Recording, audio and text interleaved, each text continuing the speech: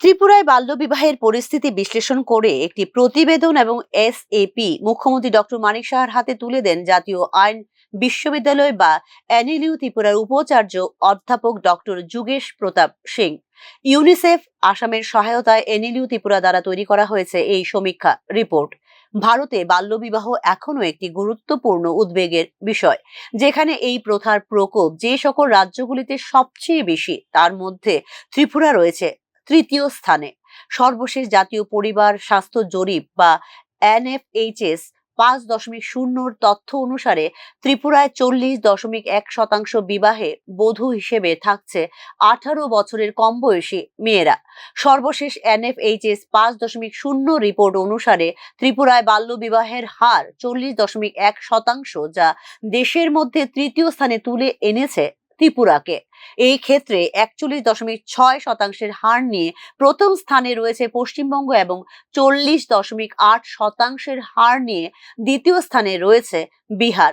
উল্লেখ করা যেতে পারে 2025 সালের সর্বশেষ রিপোর্ট অনুযায়ী বাল্যবিবাহের ক্ষেত্রে জাতীয় গড় 23.3%। বাল্যবিবাহের ক্ষেত্রে উত্তর পূর্বাঞ্চলের রাজ্যগুলিতে প্রথম স্থানে রয়েছে ত্রিপুরা। এরপরই 31.8% হার নিয়ে বাল্যবিবাহের ক্ষেত্রে উত্তর পূর্বাঞ্চলে দ্বিতীয় স্থানে রয়েছে আসাম। 16.9% তৃতীয় স্থানে রয়েছে মেঘালয়। 16% হার নিয়ে চতুর্থ স্থানে রয়েছে মণিপুর। 10.8% হার নিয়ে পঞ্চম স্থানে রয়েছে সিকিম।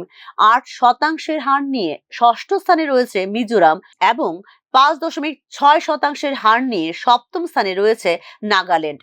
সমীক্ষা অনুসারে ত্রিপুরায় 12 এবং 13 বছর বয়সী মেয়েদের বিয়ে খুবই সাধারণ, এমনকি এর থেকে মুক্ত নয় শহরাঞ্চলও।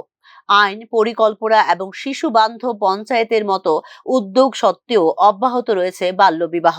এই বিষয়টি সংস্কৃতি এবং ঐতিহ্যের গভীরে প্রথিত রয়েছে বলে মনে করেন সমাজতত্ত্ববিদরা। তবে অবস্থার পরিবর্তন আনতে ব্যবহার করা যেতে পারে আইন বলে উল্লেখ করা হয়েছে সমীক্ষা রিপোর্টে। কিশোর কিশোরীদের মধ্যে শিক্ষার বিস্তার এবং সচেতনতা অত্যন্ত গুরুত্বপূর্ণ। কেবল ত্রিপুরায় নয়, বরং সমগ্র ভারত জুড়ে বাল্যবিবাহ রোধে সমন্বিত প্রচেষ্টার জরুরি প্রয়োজনীয়তার উপর আলোকপাত করা হয়েছে এই সমীক্ষা রিপোর্টে। Bureau report, news now.